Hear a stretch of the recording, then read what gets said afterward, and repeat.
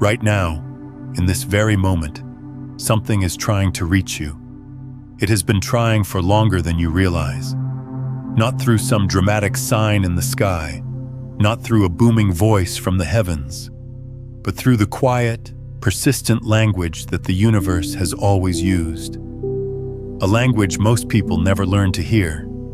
And the fact that you are here, listening to these words, at this exact moment in time, is not coincidence. It is not algorithm. It is not luck. It is the latest in a long series of signals that have been building in intensity, building in frequency, building toward a threshold that you are now standing directly upon. And here is what no one tells you about that threshold. It has a window. Not because the universe is cruel, not because some cosmic clock is ticking down to punish you, but because energy moves in cycles, and cycles have peaks, and peaks have moments of maximum openness, where the distance between where you are and where you are meant to be becomes so thin that a single choice, a single shift in awareness, can collapse the gap entirely. You are in one of those moments right now, and if you feel something stirring as you hear these words, some recognition in your chest, some quickening in your attention, that feeling is not anxiety, it is resonance. It is the part of you that already knows what the rest of you is about to discover. So let me ask you something, and I want you to answer honestly, not to me, but to yourself. Have things felt different lately? Not different in some vague, general way, but specifically, precisely different in ways that are hard to explain to anyone else. Maybe you have been waking up at unusual hours, 2, 3, 4 in the morning. Not from nightmares, not from noise, but from some internal alarm that pulls you out of sleep and into a stillness that feels charged, electric, alive with something you cannot name. Maybe you have been noticing patterns in numbers, sequences that repeat themselves so often that dismissing them as coincidence has started to feel like the less rational explanation. Maybe relationships that once felt stable have begun to shift, people pulling away or drawing closer in ways that feel orchestrated by something beyond personal preference. Maybe your body has been doing strange things, vibrating in your hands, pressure in your forehead, a humming in your ears that comes and goes like a frequency being tuned. If any of this sounds familiar, I need you to understand something clearly. You are not losing your mind. You are not broken. You are not going through some random rough patch. You are being signaled, and the signal is getting louder because you have not yet fully responded. But here is where it gets interesting. The universe does not send warnings the way we typically think of warnings. When we hear the word warning, we imagine danger, threat, something coming to harm us. But the warning the universe sends is not about danger approaching from outside. It is about an alignment approaching from within. It is the universe saying, "You are closer than you have ever been. Do not turn back now. Do not fall asleep again. Do not let the noise of the old world pull you back into patterns that were never truly yours." The warning is not a threat. It is an invitation delivered with urgency. And the urgency is real, not because something bad will happen if you miss it, but because something extraordinary will be delayed. And you have already delayed long enough. Let that land for a moment. Think about how long you have been circling. How many times you have sensed that there was more to this life than what you were living. How many moments of clarity you have had. Those flashes where everything suddenly made sense. Where you could feel the deeper architecture of reality humming beneath the surface. Only to watch that clarity fade as the demands of the ordinary world pulled you back. Each of those moments was a signal.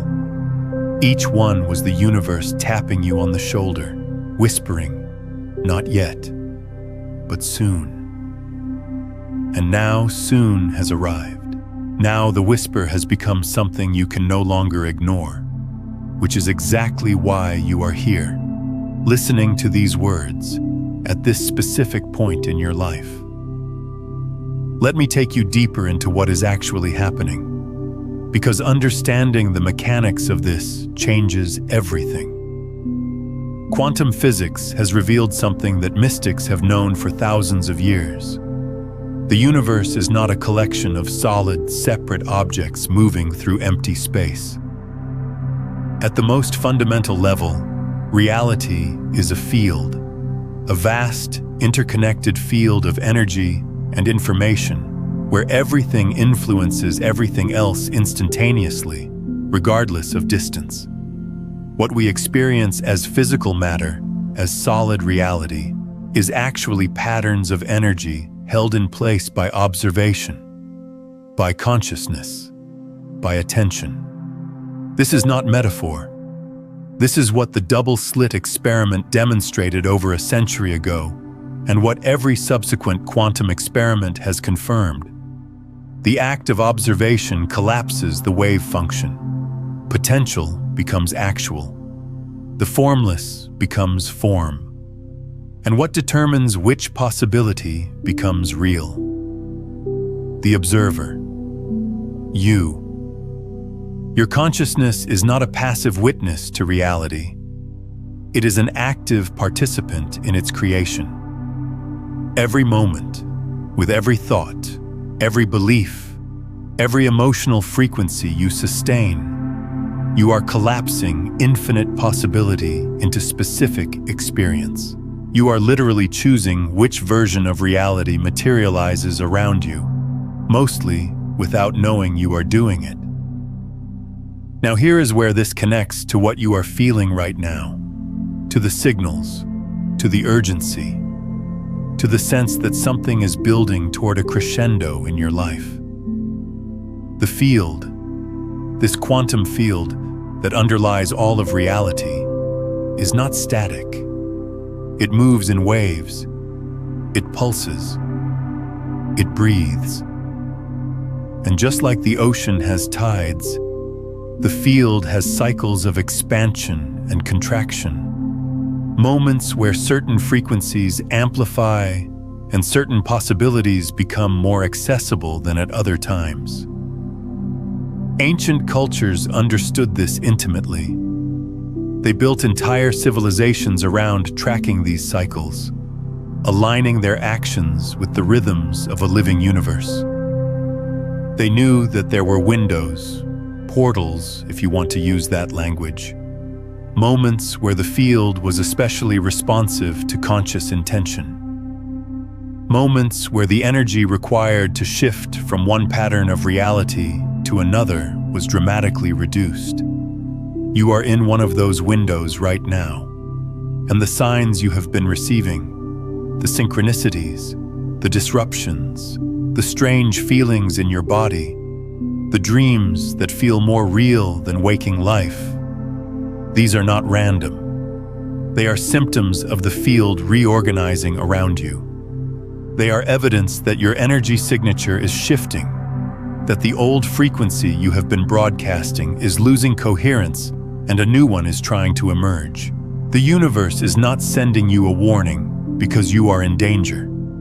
It is sending you a warning because you are in transition. And transitions are the most critical moments in any transformation, because they are the moments where you can either complete the shift or collapse back into the old pattern. Think of it like water being heated. You can raise the temperature steadily for a long time, and the water remains liquid. It gets hotter. It begins to move, but it stays fundamentally the same. Then there is a moment, a precise threshold, where one more degree of energy changes everything.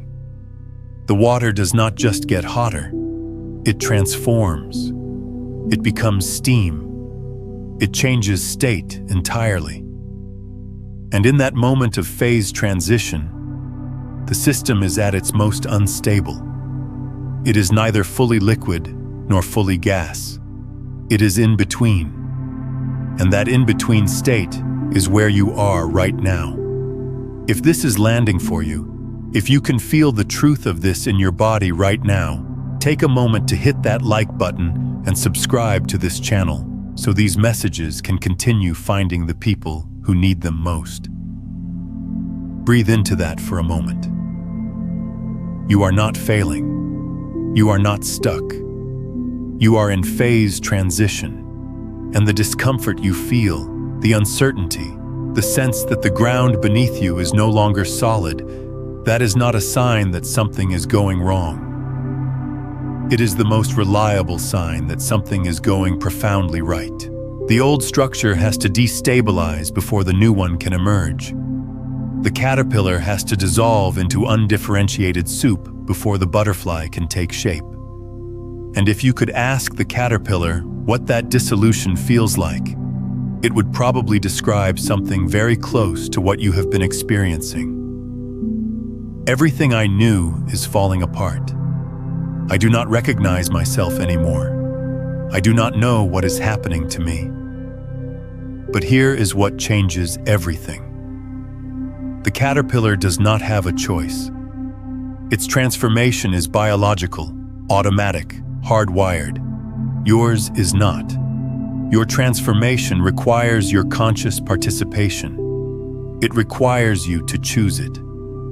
Not once, not in some dramatic moment of declaration, but continuously, breath by breath, thought by thought, in the quiet moments when no one is watching, and the old patterns whisper that it would be so much easier to just go back to sleep. This is why the universe sends warnings with increasing intensity. Because you have free will. Because you can choose to ignore the signals. Because you can stand at the threshold of the most profound transformation of your life and decide, consciously or unconsciously, to turn around. And the universe will let you. It will not force you. It will not override your choice.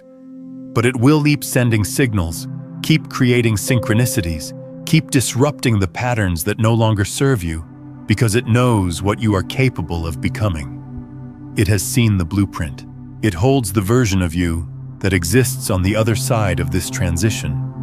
And it is doing everything within the laws of free will to help you get there. So what does it actually mean to respond? What does the universe need from you before this window narrows?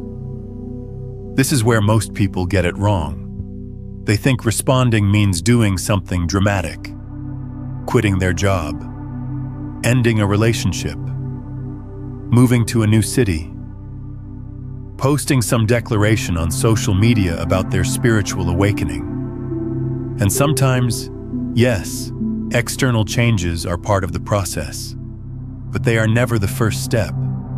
They are the natural consequence of something that happens internally first. The response the universe is asking for is not an action. It is a shift in state, a change in the frequency of your being, a decision made not with the mind, but with the entire body, the entire energy field, to stop operating from the old pattern and begin operating from the new one. Let me explain what this means practically, because it is more specific than it sounds. Every person carries what you might call a default frequency. It is the energetic baseline that you return to when you are not consciously choosing something different. It is shaped by your beliefs, your past experiences, your emotional habits, the stories you tell yourself about who you are and what is possible. For most people, this default frequency was set in childhood, refined through years of repetition, and reinforced by an environment that mirrors it back constantly. It feels like you. It feels like reality. But it is not you, and it is not the only reality available. Your default frequency is a pattern, and patterns can be changed. But, and this is crucial, they cannot be changed from within the pattern itself. You cannot think your way out of a frequency. You cannot use the same consciousness that created the pattern to dissolve it. This is why affirmations alone do not work for most people. This is why positive thinking often feels hollow. This is why you can read 100 books about transformation and still find yourself living the same life. Because information operates at the level of mind, and the pattern is held at the level of the field, at the level of the body, at the level of the nervous system, at the level of the electromagnetic signature your heart is broadcasting every single second of every single day.